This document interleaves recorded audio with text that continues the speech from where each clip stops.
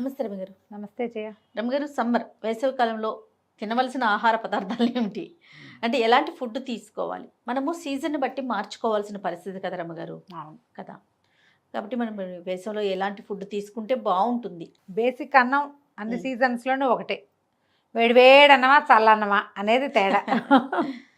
పొగలు సెగలు కక్కే ఆహార పదార్థాలు పెద్దగా తీసుకోవద్దు. Oil foods no, no fries, no deep fries, బజ్జీలు పునుకులు అలాంటివి వద్దు. ఉప్మాలు రవ కేసర్లు వద్దు. ఉప్మా అసలు వద్దు ఎండాకాలం, ఆయిల్ ఎక్కువ. అవును కదా. దోశలు తగ్గించుకోండి, హాయిగా ఇడ్లీ తినండి, మినపకుడుని తినండి, ఆయికుడు అంటాం కదా, ఆవిరి కుడువులు అలాంటివి తినచ్చు. గారెలు పూరీలు వడలు ఇవి తగ్గించండి. సాయంకాలం పూట పునుకులు వ్యవహారాలు కాకుండా చక్కగా ఫ్రెష్ తాటి ముంజలు అలాంటివి తినాలి. కొబ్బరి నీళ్ళు తీసుకోవాలి, కొబ్బరి తినచ్చు.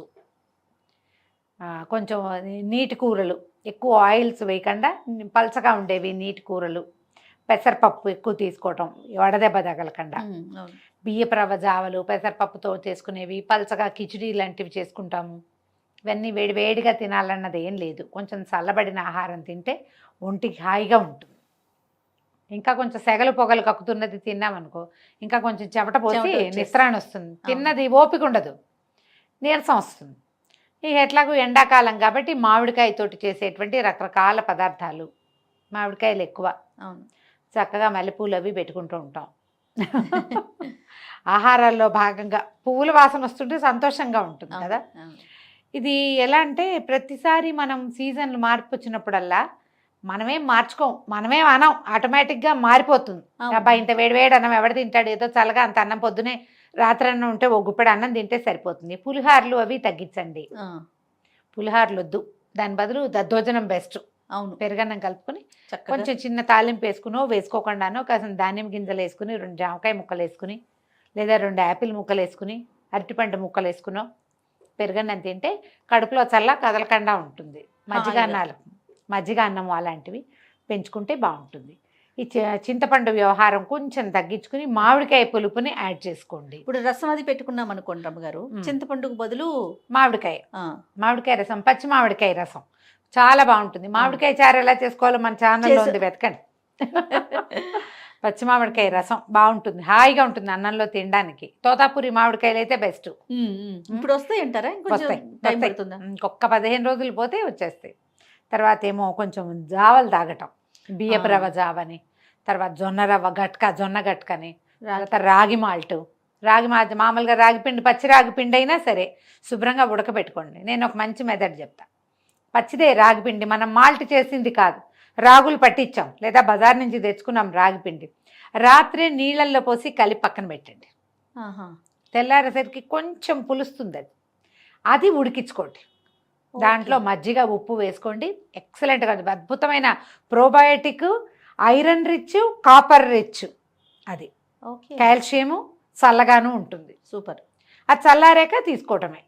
పొద్దున్నే లేవగానే ఉడకబెట్టి పక్కన పెట్టేసామంటే దాన్ని కాస్త మజ్జిగ పోసి పలచం చేసుకోండి, హాయిగా ఉప్పు వేసుకుని తాగండి. పిల్లలకి ఇవ్వడానికి చాలా బాగుంటుంది. కొంచెం మరీ చంటిపెట్టలకి 3 ఏళ్ళు 4 ఏళ్ల లోపల పిల్లలకి ఈ రాత్రి నానబెట్టింది వద్దు. కొంచెం 5-6 సంవత్సరాలు వస్తే ఇవ్వచ్చు, పెద్దవాళ్ళు హాయిగా తాగచ్చు. లేదా పొద్దునే ఉడికించుకోండి, పొద్దునే ఉడకబెట్టండి దాన్ని, దానిలో రాగి మాల్ట్ చేసుకుంటే చాలా బాగుంటుంది. జొన్న గట్క కూడా చాలా బాగుంటుంది. జొన్న గట్క వీడియో కూడా ఉంది మన దగ్గర. అవును, మీరు అదైనా చూడొచ్చు. మజ్జిగ కలుపుకోండి, పాలు పంచదార వేసుకోకుండా ఈ జావల్లో మజ్జిగ వేసుకోండి. సగ్గుబియ్యం జావ ఒకటి తాగొచ్చు. సగ్గుబియ్యం కూడా మనం సగ్గుబియ్యం అంత లావును ఉంటాయి, అవి కాదని ఇప్పుడు నైలాన్ సగ్గుబియ్యం తెస్తున్నాం, అవి వద్దు కదా, లావువే తీసుకోండి. కాకపోతే మీరు ఈజీ మెథడ్ ఏం చేయొచ్చు అంటే శుభ్రంగా సగ్గుబియ్యం మిక్సీలో వేసి గ్రైండ్ చేసి మెత్త పిండి చేసి పారేయండి. 10 నిమిషాల్లో ఉడికిపోతుంది అది. ఓకే. కానీ చెయ్యి పెట్టి కదుపుతూ ఉండాలి, లేకపోతే అడుగంటే శుద్ధ కట్టేస్తుంది. హాయిగా దాంట్లో మజ్జిగ పోసుకుని తాగండి. సగ్గుబియ్యంలో పాలు పంచదార వేసుకోవచ్చు. సాయంకాలాలు పొద్దుటి పూట అయితే మీరు మజ్జిగ పోసుకోవచ్చు. నేనైతే ఏమి వేసుకొని ఒట్టి సగ్గుబియ్యం జావే తాగుతాను నేను. దీన్ని కూడా నైట్ నానబెట్టుకోమంటారా? అక్కర్లా, మీరు కనుక గ్రైండ్ చేసి మెత్తటి పొడి చేసుకుంటే 5 నిమిషాలు నానబెట్టి ఉడకబెట్టేసుకోవచ్చు, 5 మినిట్స్ చాలు. ఓకే, అలాంటివి ఏవైనా చేయొచ్చు. ఇప్పుడు చేసుకోగలిగేవి ఏమిటంటే సొరకాయ హల్వాలు అలాంటివి నెయ్యి తక్కువగా వేసుకుని, క్యారెట్ హల్వా, సొరకాయ హల్వా అలాంటివి తినచ్చు. రవ కేసరి అంటే మళ్ళీ బోల్డంత నెయ్యి నెయ్యి వేస్తే కానీ రాదు యువతలకి. కీరా లాంటివి తినండి. పచ్చి ఉల్లిపాయ ఒకటి తినచ్చు. ఎండాకాలం బయటికి వెళ్ళేటప్పుడు పొద్దున కాస్త మజ్జిగ అన్నం తిని వెళ్ళండి. అన్నం తినకుండా బయటికి వెళ్ళొద్దు, తినకుండా వెళ్ళొద్దు. మంచి నీళ్ళు తప్పకుండా క్యారీ చేయండి. ఓ గొడుగు అవి క్యారీ చేయండి. తలకు ఒక టోపీ పెట్టుకోవటం, గాగుల్స్ పెట్టుకోవటము అలాంటివి ఉంచుకోండి. పిల్లలకు కూడా అవి వేస్తే మనం ఎక్కడికైనా వెళ్ళేటప్పుడు శుభ్రంగా ఒక బాక్స్లో అంత పెరుగన్నం కలిపేసి పెట్టుకెళ్తే ఎక్కడైనా అవసరపడితే పిల్లలకు అరటిపండు, మామిడి పండు మొక్క నలిచి పెట్టేసి ఇచ్చు చక్కగా. అవును, ఎండలో ఇబ్బంది లేకుండా ఉంటుంది. ఆహారం క్యారీ చేయకుండా కానీ తినకుండా కానీ ప్రయాణాలు చేయొద్దు. చాలా ముఖ్యమైనది అదే. అవును, ఏదైనా మనది ఇప్పుడు పప్పులో అవి చేసుకుంటాం, ఆకుకూర పప్పు వాటిల్లో కూడా చింతపండు బదులు మామిడికాయ వాడుకోండి ఈ సీజన్ అంతా. తర్వాత ఆంపన్నా లాంటివి చేసుకోవచ్చు. పచ్చి మామిడికాయ ఏదే జ్యూసు, నిమ్మకాయ జ్యూస్ లాంటివి తీసుకోవచ్చు. లెమన్ జ్యూస్ తీసుకోవచ్చు. సబ్జా గింజలు నీళ్ళల్లో వేసి బాగా నానబెట్టడం. పొద్దున్నే వేసామంటే 11 గంటకల్లా సరిపడా నానిపోతాయి. సబ్జా గింజలు తీసుకోవచ్చు రోజుకు ఒకసారి. ఇప్పుడు చియా సీడ్స్ కూడా తీసుకుంటున్నాము. చియా కంటే కూడా సబ్జా ఎక్కువ చలవ చేస్తుందని భావిస్తా జయ నేను. అవును కదా. అవును రమ్య గారు. తాటి ముంజలు బాగా దొరుకుతాయి. చక్కగా తాటి ముంజలు తినండి. లేత కొబ్బరి తినచ్చు. ఇవన్నీ ఏంటంటే మనకి వడగొట్టకుండా ఎండ తాలూకు ఎఫెక్ట్ శరీరం మీద లేకుండా ఉంటాయి. ఒక మంచి కుండ కొనుక్కొచ్చి ఇంట్లో పెట్టుకోండి. ఫస్ట్ అది ముఖ్యంగా పెట్టుకోండి. కందిపప్పు కంటే పెసరపప్పు పెంచండి. పెసరపప్పు పలచగా చారులాగా చేసుకోవచ్చు. పెసరపప్పు చారు కూడా ఉంది మన దగ్గర. సూప్ లాగా కూడా ఇవ్వచ్చు కదా దాన్ని, ఈవినింగ్ సూప్ లాగా. ఇప్పుడు టమాటాలు అవి కూడా తక్కువకే వస్తాయి. ఆవకాయలు ఊరగాయలు పెట్టుకుంటాం కదా, ఆవకాయ అన్నం తిన్న రోజున దాంట్లో కొంచెం అంత వెన్నో మీగడో వేసుకోండి. మజ్జిగ అన్నం తప్పకుండా తినండి. ఈ ముంజలు తిన్న రోజున ఆవకాయ తింటే ముంజల వల్ల వచ్చే కడుపులో నొప్పి రాకుండా ఉంటుంది. కొంతమందికి సూట్ కాదు కదా, ఆవకాయ తినాలి. మామిడి పళ్ళు ఈ సీజన్లో ధారాళంగా దొరుకుతాయి. చక్కగా మామిడి పళ్ళు సీజన్లో దొరికినంత కాలము తినండి. మరీ పసిపిల్లలు ఉంటే కనుక ఖర్జూరాలు లాంటివి ఏమైనా కొట్టి, ఎండు ఖర్జూరం నీటిలో వేసామనుకో, ఆ నీళ్ళు ఇస్తే పిల్లలకి వడగొట్టకుండా ఉంటుంది, దాహం తీరుతుంది. సాధ్యమైనంత బయట తినద్దు. మీరు ఈ బయట ఫుడ్స్లో ఎక్కువగా ఆయిల్స్ ఉంటాయి.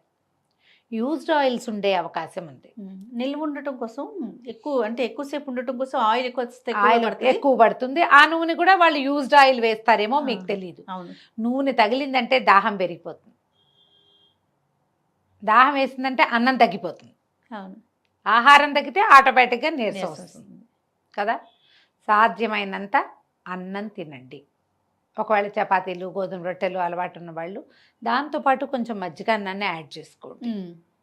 పెరుగు పెంచితే ఎంత పెరుగు మజ్జిగ ఇంటేక్ ఎంత ఎక్కువ తీసుకుంటే అంత మంచిది. జాగ్రత్తగా ఉండటమే ఎండాకాలం. అంతే. ఇక నుంచి మొదలుపెట్టి ఈ 4 నెలలు కదా. పచ్చి పులుసు చెప్పలేదు రమ్మగారు. ఇప్పుడు చింతపండు పచ్చి పులుసు, ఉల్లిపాయలు వేసి పచ్చి పులుసు చేసుకుంటాం కదా. నువ్వుల పచ్చి పులుసులు అవి కూడా చేస్తారు జయ తెలంగాణలో కదా. తీసుకొస్తుంది రమ్మగారు నువ్వుల పచ్చి పులుసు అలాంటిది కూడా. ఏదైనా మేము మెంతి మజ్జిగలు ఎక్కువ చేసుకుంటాం. మజ్జిగ చీలికి పలచక దాంట్లో తాలింపు వేసుకోవటం, మెంతి మజ్జిగ అంటాం, అది చేయొచ్చు. తర్వాత ఏమో రైతాలు ఎక్కువ తినండి. కీరలతోటి వాటితోటి చేసుకునేవి. పచ్చి పులుసు చేసుకుంటే ప్రాణం హాయిగా ఉంటుంది. మేము వంకాయ పచ్చి పులుసు కూడా చేస్తాం. వంకాయ కాల్చి దాన్ని పిసికేసి అందులో చింతపండు గుజ్జు వేసుకోవటం, బాగా ఎన్ని పచ్చిమిరపకాయలు వేసి కొంచెం బెల్లం వేసి తాలింపు పెట్టుకుంటాం. ఏ రకమైన పచ్చి పులుసులైనా తీసుకోండి, అవన్నీ కూడా మీకు చలవ చేస్తాయి. ఈ పచ్చి పులుసులో 2 అరటిపళ్ళు వేస్తే చక్కగా గుజ్జు వస్తుంది బాగా. ఉప్పు కారం బాగా పడతాయి కదా. అరటిపండు తీపేం తెలీదు. అవునా. చింతపండు అరటిపండు అదే కాంబినేషన్. ఇక మీకు దసరా మన ఉగాది పండగ వచ్చిందంటే ఇక చల్లటి పదార్థాల్లోకి షిఫ్ట్ అయిపోండి అంతే. కానీ ఇది ఫ్రిడ్జ్లో ఉండే పదార్థాలుగా మాత్రం భావించకండి. చల్లగా అంటే రూమ్ టెంపరేచర్లో ఉండేలాగా అతి చల్లటి పదార్థాలు తీసుకోకండి. జాగ్రత్తగా ఉండటమే. ఈ 4 నెలలు జాగ్రత్త పడ్డామంటే మళ్ళీ వర్షాలు వచ్చేస్తాయి. రైట్ రమ్ గారు. నమస్తే. నమస్తే.